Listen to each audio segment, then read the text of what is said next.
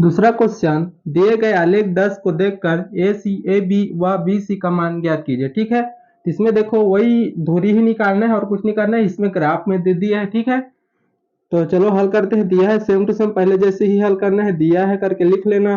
तो पहले ए सी का मान निकालते हैं। ठीक है, तो ए का मान कितना है, देखो ए क्या है 3 और माइनस का 2 है। ठीक है, और सी देखते हैं, सी कितना है 3, इसे यहाँ पास लिखते हैं पहले सी, और ये कितना है 3 माइनस का 4 है।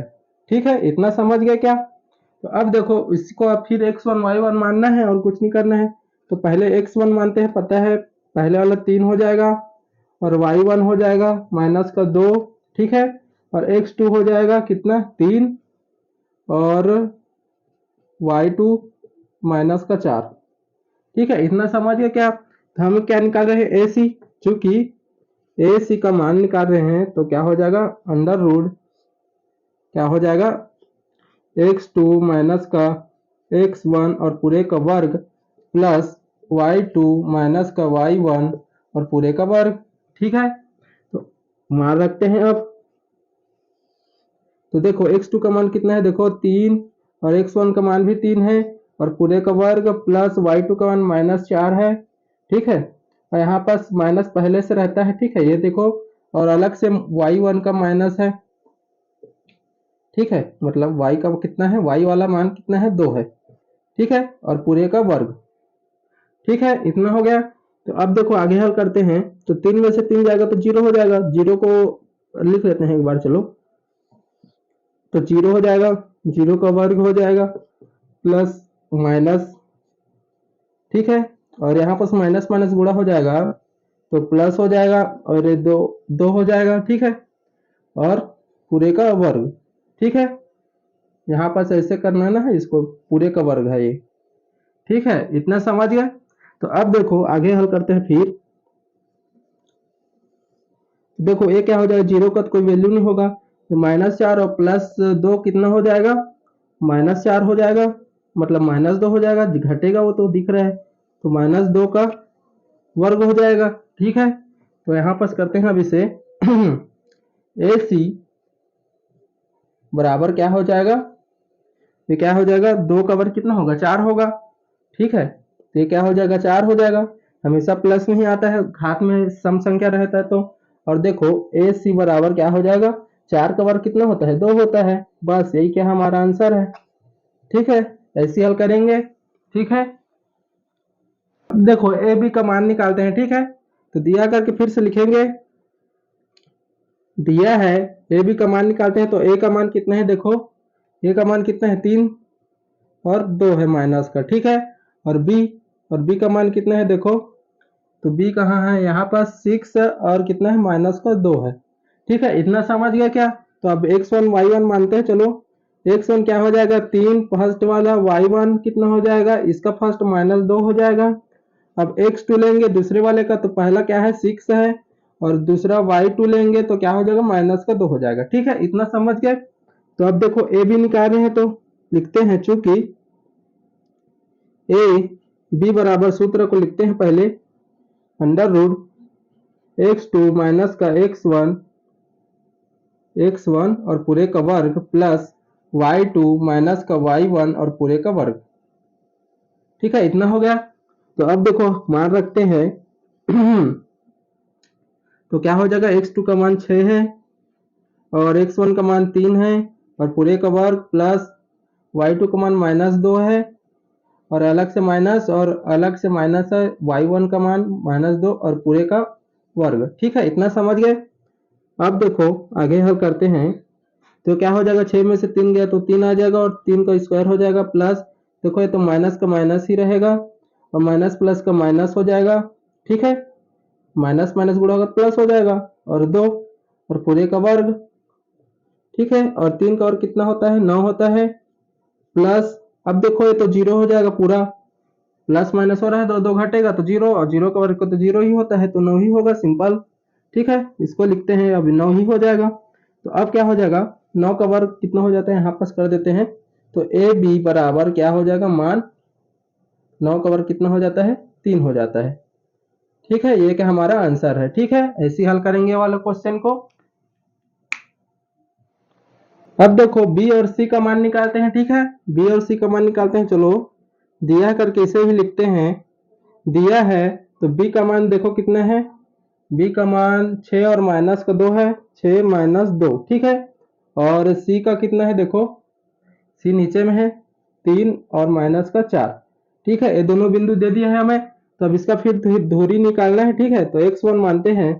x1 पहला 6 हो जाएगा, y1 कितना हो जाएगा, माइनस का 2 हो जाएगा, x2 कितना हो जाएगा, दूसरे वाले का 3 हो जाएगा, और y2 कितना हो जाएगा, माइनस का 4 हो जाएगा। ठीक है, इतना हो गया क्या। तो आप देखो हमें क्या निकाल रहे हैं, बी और सी का मान निकाल रहे हैं। तो चूंकि बी सी बराबर क्या हो जाएगा, सूत्र लिखते हैं। ठीक है, तो सूत्र क्या है, x2 माइनस का x1 पूरे का वर्ग प्लस y2 माइनस का y1 पूरे का वर्ग। ठीक है, ये हमारा सूत्र है धुरी वाला। ठीक है, तो अब इसमें मान रखना है बस। तो अंडर रूट, तो देखो x2 का मान कितना है 3, तो पहले 3 रखते हैं, माइनस x1 का मान कितना है 6, तो 6 रखें देंगे, पूरे का वर्ग है, प्लस y2 का मान कितना है देखो, -4 है, यहाँ पास माइनस लगा है उसका माइनस, और इसके बाद -2 अलग से है, y1 का मान, और ये पूरे का वर्ग। ठीक है, इतना समझ गया क्या। तो अब देखो आगे करते हैं। ठीक है, आगे चलते हैं। अब तो देखो 3 में से -6 जा रहा है, तो -6 बड़ा है, तो क्या आ जाएगा, माइनस का 3 आ जाएगा, और पूरे का वर्ग हो जाएगा, प्लस अब इसमें देखो माइनस का 4 तो ये तो फर्स्ट रहेगा, और ये माइनस माइनस प्लस हो जाएगा, तो 2 हो जाएगा, और पूरे का वर्ग। ठीक है, इतना हो गया। अब देखो, तो अब क्या हो जाएगा, माइनस, अब देखो 3 के घात में 2 लगा है, मतलब घात सम संख्या तो हमेशा प्लस में ही आता है। ठीक है, तो 3 का और कितना होता है 9, प्लस माइनस प्लस घटेगा। ठीक है, एक बार कर लेते हैं, माइनस प्लस घटेगा तो माइनस का कितना आएगा 2, और पूरे का वर्ग। ठीक है, तो आगे चलते हैं। तो क्या हो जाएगा, बी सी बराबर क्या हो जाएगा, इसका तो 9 ही रहेगा, प्लस अब देखो 2 का वर्ग कितना होता है, 4 होता है। ठीक है, क्योंकि घात में क्या है, सम संख्या है। ठीक है, इसलिए उतना ही मान रहेगा, और बराबर क्या हो जाएगा, बी सी बराबर 9 4 13 हो जाएगा। ठीक है, यही क्या हमारा आंसर है। ठीक है, और हल नहीं होगा ये, यही क्या हमारा आंसर है। ठीक है, ऐसे हल करेंगे वाला क्वेश्चन को। तीसरा क्वेश्चन, बिंदु 3 4 की मूल बिंदु से दूरी ज्ञात कीजिए। ठीक है, बिंदु दे दिया है और मूल बिंदु से क्या करना है, इसका दूरी ज्ञात करना है। ठीक है, तो देखो हल करते हैं, सेम पहले जैसे हल करना है। बिंदु दे दिया है, इसको लिखते हैं, दिया है। ठीक है, दिया है, क्या दिया है, बिंदु दिया है, बिंदु क्या दिया है, 3 और 4 दिया है। ठीक है, अब देखो मूल बिंदु किसे मानते हैं, मूल बिंदु बताया था पहले वाले वीडियो में। ठीक है, मूल बिंदु क्या होता है, माना कि, लिखते हैं माना कि मूल बिंदु, मूल बिंदु क्या होता है, 0 और 0 होता है। ठीक है, माना कि मूल बिंदु 0 0 है। ठीक है, मूल बिंदु क्या होता है, 0 0 होता है। ठीक है, समझ गए। तो इसी दोनों को क्या करना है, लेकर चलना है हमें। ठीक है, इसी दोनों को क्या करना है, दूरी ज्ञात करना है बीच में। ठीक है, तो चलो हल करते हैं। हल, तो देखो पहला ये वाला है, तो पहला इसी को मानेंगे, x1 क्या हो जाएगा, x1 कितना हो जाएगा 3, और y1 कितना हो जाएगा 4। ठीक है, और x2 कितना हो जाएगा, इसका 0, और y2 भी क्या हो जाएगा, 0 हो जाएगा। ठीक है, इतना समझ गया क्या। अब देखो धुरी वाला सूत्र में रखते हैं मान को। ठीक है, चूंकि हमें धुरी वाला पता है, क्या निकाल रहे हैं, बिंदु या धुरी निकाल रहे हैं, तो धुरी लिखते हैं। धुरी बराबर सूत्र क्या होता है, x2 माइनस का x1 पूरे का वर्ग प्लस y2 माइनस y1 पूरे का वर्ग। ठीक है, ये हमारा धुरी का सूत्र है। तो चलो आगे मान रखते हैं। तो देखो x2 का मान कितना है, 0 है, और माइनस उसके बाद x1 का मान कितना है 3, प्लस और ये पूरे का वर्ग है ना, y2 का मान कितना है 0 और y1 का मान 4 और ये पूरे का वर्ग। ठीक है, अब देखो आगे हल करते हैं तो क्या हो जाएगा, 0 से 3 जाएगा तो 3 ही बचेगा, 3 बचेगा और पूरे का वर्ग प्लस या -3 बचेगा, वही है, ठीक है, -3 और इसमें भी -4 बचेगा, ठीक है, और पूरे का वर्ग।